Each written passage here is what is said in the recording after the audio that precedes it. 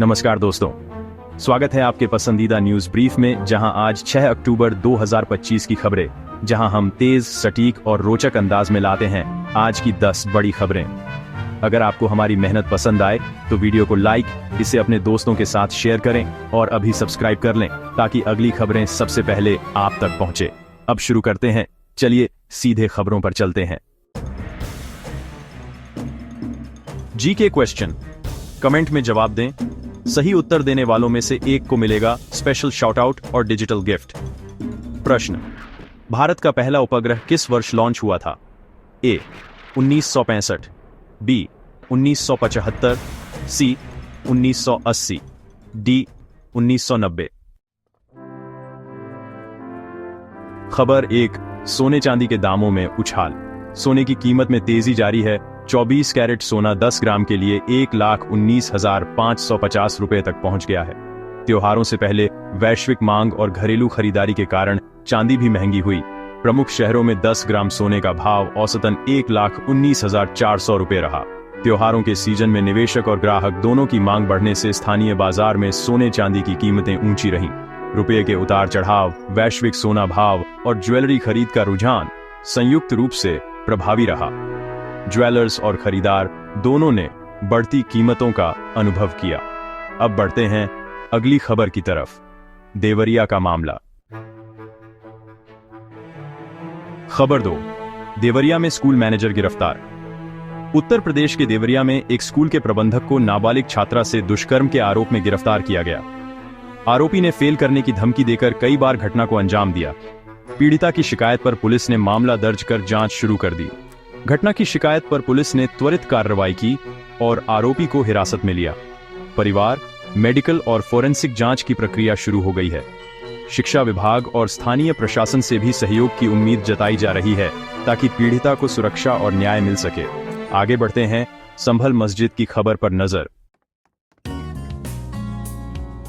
खबर 3, संभल मस्जिद में अवैध निर्माण हटाया गया। संभल में मस्जिद कमेटी ने बुलडोजर कार्रवाई से पहले खुद ही अवैध हिस्सा तोड़ दिया।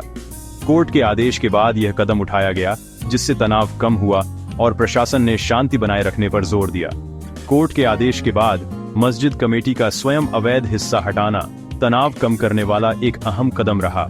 प्रशासन ने सुरक्षा बढ़ाई और स्थानीय नेताओं ने शांति की अपील की। इस कदम से कानूनी प्रक्रिया को आगे बढ़ाने और सार्वजनिक व्यवस्था बनाए रखने में मदद मिली। तो अब चलते हैं अगली खबर की ओर, वाराणसी का विवाद। खबर 4, वाराणसी में अवैध निर्माण पर विवाद। वाराणसी में बीजेपी नेताओं के व्यावसायिक भवनों पर अवैध निर्माण के आरोप लगे हैं और कांग्रेस नेता अजय राय ने लिस्ट देने की पेशकश की है। योगी सरकार से कार्रवाई की मांग की गई, जिससे राजनीतिक हलचल बढ़ गई है। आरोपों के बाद राजनीतिक बयानबाजी तेज हो गई। विपक्ष ने दस्तावेज मांगे हैं और सरकार से निष्पक्ष जांच की मांग भी उठाई है। नगर निगम और विकास प्राधिकरण की प्रक्रियाओं पर भी सवाल खड़े हुए हैं। ये मामला स्थानीय राजनीति और शहरी नियमन की संवेदनशीलता को बढ़ा रहा है। अब आगे नोएडा में हुई हिंसा की खबर। खबर 5, नोएडा में सफाई कर्मी पर हमला। नोएडा में एक बदमाश ने सफाई कर्मी को पिस्टल दिखाकर पीटा और जब वीडियो वायरल हुआ तो पुलिस ने आरोपी की तलाश शुरू कर दी। इस घटना से स्थानीय स्तर पर आक्रोश फैल गया। प्रशासन ने सख्ती का वादा किया है। वायरल वीडियो ने स्थानीय समुदाय में गुस्सा बढ़ाया और पुलिस ने तुरंत कार्रवाई के निर्देश दिए। सीसीटीवी और साक्ष्यों की जांच जारी है और पीड़ित को चिकित्सा सहायता दी गई है। नगर निगम और स्थानीय अधिकारी सुरक्षा बढ़ाने और ऐसे मामलों में कड़ी कार्यवाही का आश्वासन दे रहे हैं। आगे बढ़ते हैं, बरेली की खबर सुनते हैं। खबर 6, बरेली हिंसा पर सुमैया राणा की चेतावनी। बरेली लाठीचार्ज पर सुमैया राणा ने कहा कि अब सैलाब आएगा। एफआईआर दर्ज की गई। उन्होंने पुलिस पर गंभीर आरोप लगाए, जिससे सांप्रदायिक तनाव बढ़ने की आशंका जताई गई। बयान के बाद प्रशासन ने स्थिति पर कड़ी नजर रखी और कानूनी प्रक्रिया शुरू कर दी। एफआईआर दर्ज होने से मामले की जांच होगी। अधिकारियों ने सभी पक्षों से संयम और शांति बनाए रखने की अपील की है ताकि स्थिति और न बिगड़े। अब बढ़ते हैं बिहार चुनाव में सीट बंटवारे की तरफ। खबर 7, बिहार चुनाव में सीट बंटवारा। बिहार में महागठबंधन में सीट शेयरिंग पर हलचल तेजस्वी के आवास पर बैठक हुई। चुनाव आयोग की मतदाता सूची में बदलाव से विवाद बढ़ा, 65 लाख नाम हटाए गए। गठबंधन के अंदर सीट बांटने की चर्चाएं तेज हैं और नेताओं के बीच समन्वय पर नजर बनी है। मानो कि मतदाता सूची से बड़े पैमाने पर नाम हटना चुनावी वैधता पर सवाल खड़ा कर रहा है। पार्टियां चुनाव आयोग से स्पष्टीकरण व सुधार की मांग कर सकती हैं। अब बढ़ते हैं बिहार में भारी बारिश और राहत की तरफ।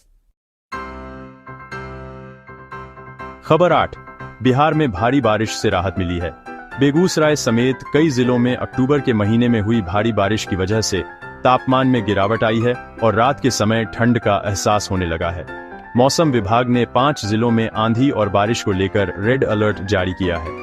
लगातार हुई बरसात ने कई इलाकों में ठंड और बढ़ा दी है और मौसम विभाग के रेड अलर्ट को देखते हुए प्रशासन पूरी तरह सतर्क है। जल निकासी और सुरक्षा के उपायों को बढ़ाया गया है।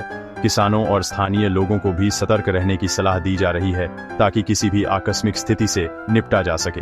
तो चलिए अब बढ़ते हैं मध्य प्रदेश में जारी वर्षा की ओर।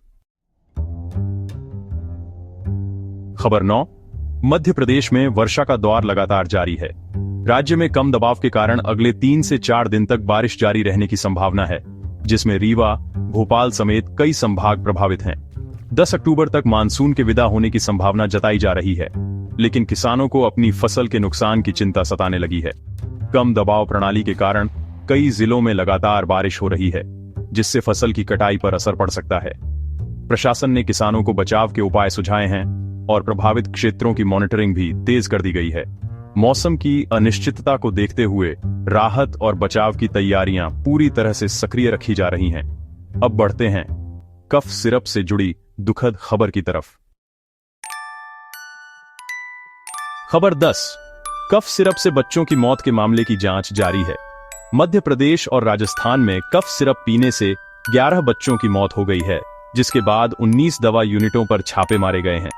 मुख्यमंत्री ने इस पर प्रतिबंध लगा दिया है और पीड़ित परिवारों को सहायता देने की घोषणा की गई है। इस दुखद घटना के बाद स्वास्थ्य और पुलिस विभाग ने दवा उत्पादों की गुणवत्ता की जांच के लिए छापेमारी तेज कर दी है। संभावित मिलावट या गुणवत्ता में उल्लंघन की भी जांच की जा रही है। साथ ही प्रभावित परिवारों को आर्थिक सहायता और मनोवैज्ञानिक समर्थन देने के निर्देश दिए गए हैं। समाचार संक्षेप यहीं समाप्त होता है। नीचे अपनी राय और जीके का जवाब जरूर दीजिए। कैसी लगी आपको ये सारी खबरें? मुझे कमेंट्स में जरूर बताइए। अगर आपको वीडियो अच्छा लगा हो तो इसे लाइक कीजिए और अगर आपने चैनल को अभी तक सब्सक्राइब नहीं किया है तो अभी सब्सक्राइब कीजिए। साथ ही घंटी के निशान को दबाना मत भूलिएगा ताकि आपको हमारी हर नई वीडियो का नोटिफिकेशन सबसे पहले मिले। मैं फिर मिलूंगा ऐसी ही अच्छी और खास खबरों के साथ। तब तक के लिए जय श्री राम, जय हिंद, वंदे मातरम।